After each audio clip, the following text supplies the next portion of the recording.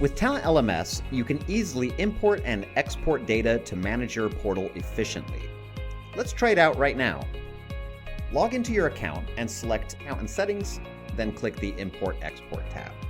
Let's start by importing a set of users into your TalentLMS portal.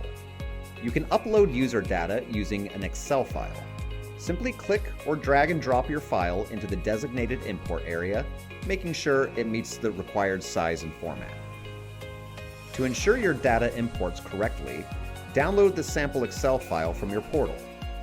It includes pre-formatted worksheet templates such as users, courses, and branches to guide you. Add your data to the template, then upload it to your account. Congrats! Your data is successfully imported. Now, let's export data from your portal. Select whether you want to download an Excel or CSV file, then click Export. Great work!